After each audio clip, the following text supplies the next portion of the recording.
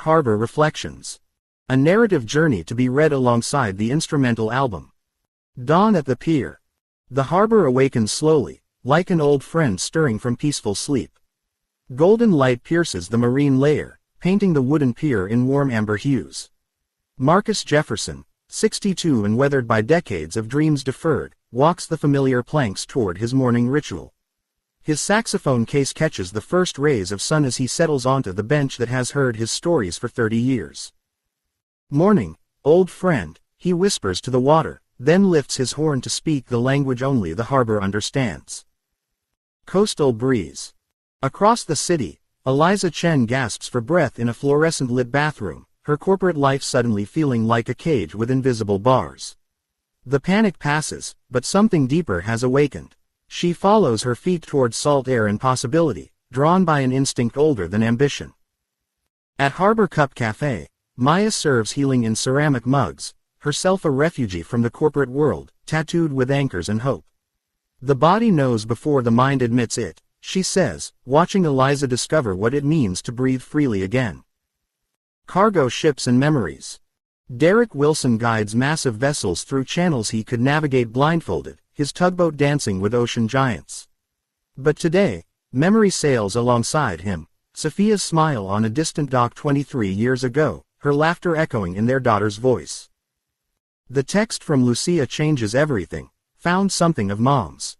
Some cargo, Derek knows, you carry forever, love letters and loss, photographs and promises kept to the living and the dead. Each day he starts the tugboat engine, he is ready to guide another vessel home. Bay water blue. Amara Jackson captures light on water through her lens, seeking the exact shade of blue that has haunted 15 years of exile. This bay birthed her artistry, shaped her eye, then watched her flee when family love felt like chains. Now she photographs the same waters that reflect the Jackson Maritime Building, where her brother Nathan carries the weight of 2 children's worth of expectations. The harbor holds their history, every choice, every wound, every moment that led to this homecoming. Industrial sunset. Nathan Jackson stands at his office window as cranes become sculptures against the burning sky. Success tastes like tea and responsibility, like carrying forward a legacy while wondering what he might have been if courage had called louder than duty. Tonight, the Rehabilitation Center dinner will reunite 3 generations of Jacksons. His father's stroke has rewritten the family story, softening edges that once cut too deep to heal. The Lighthouse Keeper. Raymond Walsh climbs the spiral stairs with arthritic determination, 78 years of harbor wisdom in every careful step. From his lantern room, he sees all, the fishing boats returning, the cargo ships queuing, the human dramas playing out along his waterfront stage. Marcus arrives for their Tuesday ritual, saxophone and friendship the only compass they need. Something for healing, Raymond requests. Something for finding your way home in the dark. Foghorns in the distance. Fog erases the boundaries between water and sky, between past and present. Lucia Wilson reads her mother's journal by lamplight, discovering love letters to a man she's only known as a widowed father. Sophia's words bridge 20 years of silence, speaking daughter to daughter across the veil. When Derek arrives to read his late wife's hopes for their unborn child, the foghorns sing their eternal song, voices calling through mist and memory, guiding vessels safely home. Waterfront daydream. Maya's coffee tastes like possibility.